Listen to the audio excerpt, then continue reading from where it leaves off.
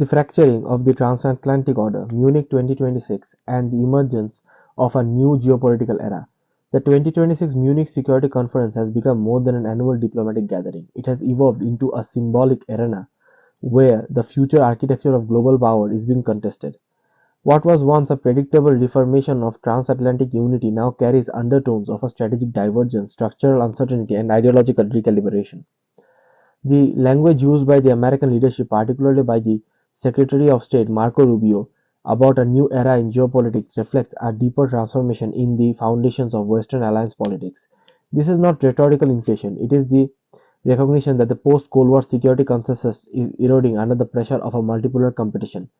Domestic political shifts, economic nationalism, and technological rivalry. The Munich Security Conference has historically funded a ritual of reassurance.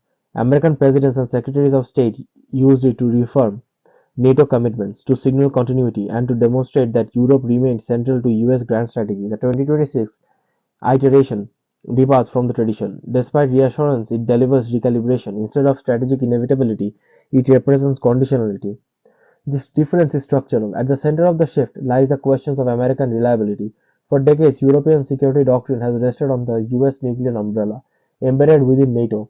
The alliance was not merely a defensive pact, it was an institutional embodiment of a shared worldview, liberal democracy, rule-based international order, and collective deterrence against revolutionist powers. However, when American leadership signals that alliances must justify themselves in transactional terms, cost-sharing metrics, defense spending ratios, strategic alignment, then the psychological bedrock of the alignment changes. This is not an argument about immediate withdrawal; it's an argument about strategic expectations. When trust shifts from assumed to conditional, every member state begins hedging. Europe's reaction illustrates this transformation early. French President Emmanuel Macron has increasingly argued for strategic autonomy, a concept that was once dismissed as aspirational rhetoric. In 2026, it treated at contingency planning. German Chancellor Friedrich Merz has reportedly engaged in confidential discussions regarding nuclear deterrence coordination with France. Such conversations would have been politically sensitive only a few years ago. Today, they are framed as pragmatic. Greenland episodes amplify the tension. The suggestion that the United States could annex Greenland, a semi-autonomous territory of a NATO ally, introduces a new layer of uncertainty. Whether framed as strategic necessity or rhetorical leverage, the implication is profound. The boundaries of alliance solidarity are no longer sacrosanct. Greenland's geographical value is undeniable. It anchors the Arctic corridor, a region of increasing competition due to melting ice caps. Emerging shipping lanes, untapped mineral reserves, including rare earth elements critical for advanced technologies. The Arctic is no longer peripheral. It is a central theater of future competition involving Russia, China, and Western states. Yet coercive overturns towards an ally introduce reputational cost. Trust once degraded, it cannot easily be restored. The war in Ukraine further complicates the strategic landscape. President Vladimir Zelensky enters Munich seeking guarantees, military support, financial commitments, and long-term security architecture integration. The United States, however, faces strategic bandwidth constraints. China remains the pricing challenge. The Indo-Pacific is increasingly viewed in Washington as a decisive theater of systematic rivalry. If American policymakers prioritize China, then European security may be recalibrated accordingly. Peace talks involving Russia, Ukraine, and the United States in Geneva suggested a search for stabilization, and stabilization carries trade-offs. European leaders worry that any negotiated outcome could privilege American strategic reprioritization over Ukrainian territorial maximalism. Chinese posture under President Xi Jinping is one of strategic patience. Beijing understands that alliance fractures creates negotiation leverage. If European if Europe questions American constancy, it may diverse economic partnership. China doesn't need to evolve or dissolve NATO. It merely needs to widen fissures. Trade tensions, tariff disputes, technology controls, Taiwan radar signaling all interact with this environment. When Xi Jinping emphasizes Taiwan as a central issue in US-China relations, it clarifies hierarchy of red lines. The more Washington signals strategic ambiguity in Europe, the more Beijing tests resolve in the Indo-Pacific.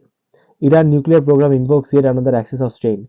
American threats of military escalation to compel a new nuclear agreement contrast with European preferences for diplomatic continuity.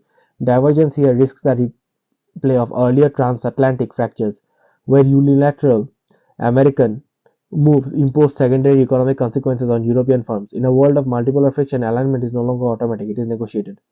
To understand the depth of the transformation, one must examine first order, second order, and third order effects. First order effects include increased European defense spending, renewed debates about burden sharing, explicit discussion of nuclear deterrence autonomy. Second order effects include industrial policy shifts, the acceleration of European defense industrial integration, joint procurement frameworks, and the strategic stockpiling of critical materials. Third order effects are systematic, the gradual erosion of Western strategic coherence and the emergence of a more fluid multipolar security structure where alliances are less ideological and more transactional. The psychological shift may be the most consequential. For generations, European policymakers operated under the assumption that American power was not merely dominant but benevolent. Within the alliance context today, the assumption competes with realism. American policymakers increasingly argue that NATO is not clarity but a force multiplier, a system that extends US influence efficiently. That logic is accurate in structural terms. NATO amplifies American reach, yet if domestic political currents redefine alliances as cost centers rather than leverage multipliers, policy recalibration follows.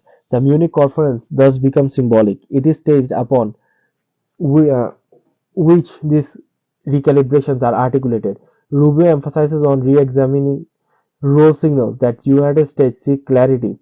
What does Europe contribute? What strategic alignment is expected? What financial thresholds are non-negotiable? Europe in turn asks reciprocal questions. Can American guarantees withstand electoral cycles? In the US nuclear umbrella, politically durable. Should Europe prepare for partial decoupling? The movement doesn't signal collapse. NATO remains operational, military interoperability continues, intelligence sharing persists. However, stability now requires active maintenance rather than passive assumptions. The difference between those two states eras in geopolitics. A broader structural transformation, underlying tension, and the post-Cold War unipolar movement has ended. Economic globalization has slowed. Supply chains are being scrutinized. Technology, particularly semiconductors, artificial intelligence, energy systems, have become a domain of strategic rivalry. In such an environment, alliances are evaluated through capacity meters rather than sentimental bonds. The Munich dialogue reflects that calibration. For Europe, the path forward likely hybridization, strengthening indigenous defenses capacity while preserving NATO as the backbone of collective deterrence. For the United States, their strategic dilemma involves balancing Indo-Pacific priorities with European commitments without overreach. For China and Russia, the objective is simpler: exploit ambiguity without triggering unified retaliation. Ultimately, the new era language captures a structural reality. The liberal internal national order was never self-sustaining. It was underwritten by American power and European alignment. As domestic politics in the United States shift strategic conditionality and European leaders pursue autonomy hedges, the equilibrium becomes fluid. Munich 2026 may in retrospect be viewed as an inflection point, not because of a single speech, but because it crystallized doubts that had been accumulated quietly. When alliances move from certainty to contingency, geopolitics enters a transitional phase. Transitional phases are volatile, not necessarily catastrophic, but strategically unpredictable. The transatlantic relationship is not dissolving, it is evolving under pressure. Whether this evolution results in a more balanced alliance or a fragmented Western bloc depends on decisions made in the coming years. Decisions regarding defense integration, nuclear deterrence sharing, economic coordination, diplomatic signaling. The old order functioned on habit and shared narrative. The emerging order will function on calculation and negotiated alignment. In that sense, Munich 2026 represents less a crisis and more a reckoning. Power structures are being reassessed, commitments being measured, strategic priorities are being ranked. The outcome is not predetermined. But one reality is clear: the era is unquestioned, transatlantic permanence has ended, and a new geopolitical architecture is being constructed in its place, incrementally, deliberately, and under the conditions of accelerating global competition.